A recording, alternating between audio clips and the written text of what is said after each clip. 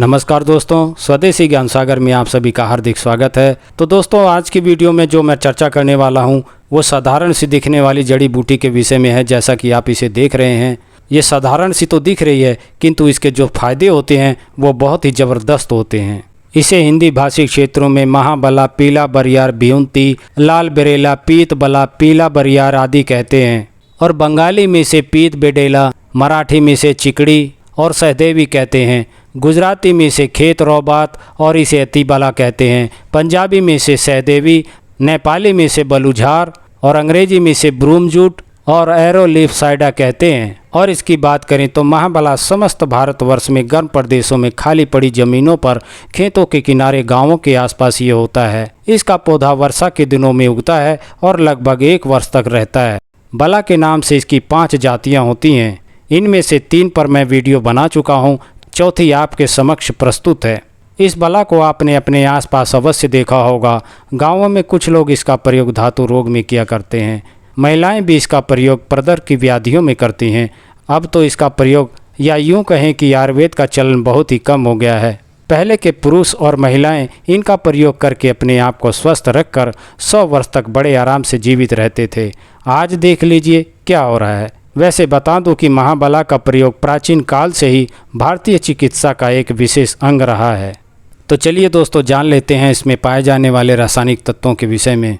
तो इसके जड़, पत्ते और बीज में एस्पार्जिन, पोटेशियम नाइट्रेट, फास्फेटरॉल, म्यूसिलेज, टैनिन और ग्लाइकोसाइड आदि पाए जाते हैं। तो चलिए अब जान लेते हैं इसके गुणों के विषय में भी, जो कि हमारे लिए जानने बहुत ही आवश्यक होते हैं। तो यह बुखार को हरने वाला होता है तथा जो हृदय के रोग होते हैं ये उनमें भी बहुत फ़ायदा करने वाला होता है। और शरीर में जो गर्मी की वजह से जो जलन की शिकायतें होती हैं ये उनमें भी बहुत ही अच्छा लाभ करता है। तो बवासीर जैसी शिकायतें होती हैं तो ये उनको भी दूर करता है। और शरीर के अंदर जो पुराना बसा हुआ बुखार होता है, थकान और दर्द की शिकायत होती है तो उसको भी ये दूर करता है। तो मेह की शिकायत जैसे कि धातु रोग की शिकायत होती है तो उनमें भी ये बहुत ही अच्छा लाभ करता है। तो दोस्तों, देखे जाएँ तो इसके फ़ायदे अनेक होते हैं। और साथ में जो तीनों दोषों की शिकायत होती है ये उनमें भी बहुत ही अच्छा लाभ करता है। और विशेष करके ये धातुवर्धक होता है और बलकारक होता है। जो वीर की घटी हुई मात्रा होती है ये उसको भी बढ़ाने में सक्षम है। और जो शुक्राणुओं की कमी हो जाती है तो उनकी संख्या को भी बढ़ाने में ये बहुत मदद करता है। तो चलिए दोस्तों, अब बात करते हैं इसके गुणों के लाभ लेने के विषय में कि इसका लाभ हम कैसे ले सकते हैं और किन किन व्याधियों में हम इसका प्रयोग कर सकते हैं। तो यहाँ पर सबसे पहले मैं सिर दर्द के विषय में कहना चाहूँगा। तो सिर दर्द की शिकायत हो जाने पर आप जो है इसके पंचांग यानी इसके पूरे पौधे को लेकर के और इसे पीस करके और इसका लेप आप माथे पर लगाएं। इसका लेप लगाने से जो सिर दर्द की शिकायत होती है वह मिट जाती है।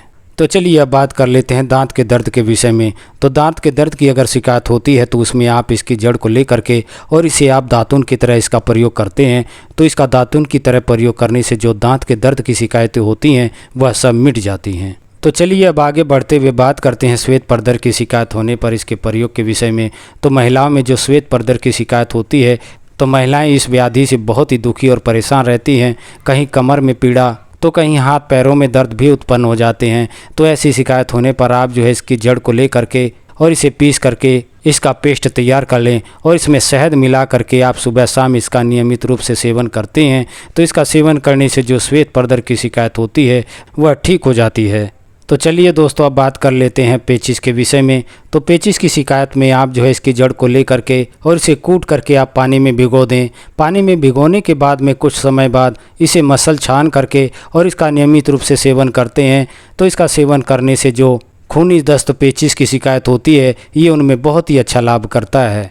तो चलिए अब बात कर लेते हैं जोड़ों के दर्द के विषय में। तो जोड़ों के दर्द की शिकायत में आप जो है इसके पूरे पौधे को लेकर के और इन्हें कूट पीस करके इसका लेप तैयार करें। और लेप तैयार करने के बाद में वहाँ पर आप इसका लेप लगाते हैं तो इसका लेप लगाने से जो जोड़ों के दर्द यानी जो आम वात की शिकायत होती है ये उनमें बहुत ही अच्छा लाभ करता है।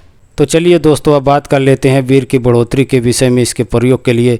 तो वीर की बढ़ोतरी के लिए आप जो है महाबाला के चूर्ण को लेकर के और इसे दूध और मिश्री के साथ आप इसका सेवन करते हैं तो इसका सेवन करने से वीर की बढ़ोतरी होती है।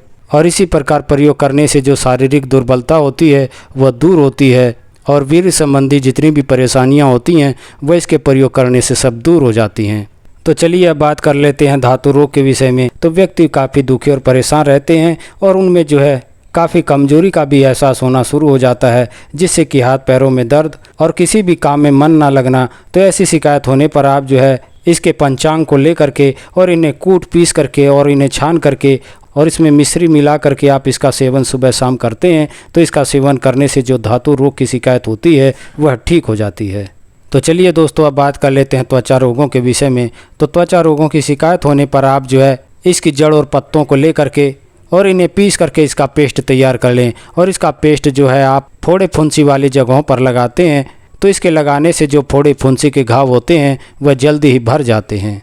तो आशा करता हूं कि मेरी ये जानकारी आपको पसंद आई होगी। मेरी ये जानकारी आपको पसंद आई है तो कृपया करके चैनल को सब्सक्राइब करें, इस वीडियो को लाइक और शेयर करें, साथ में बेल आइकन को भी प्रेस कर लें ताकि आने वाली हर वीडियो आप तक पहुंचती रहे। तो आपके स्वास्थ्य की कामना के साथ अब मैं आपसे विदा चाहूँगा। नमस्कार, जय हिंद, जय भारत।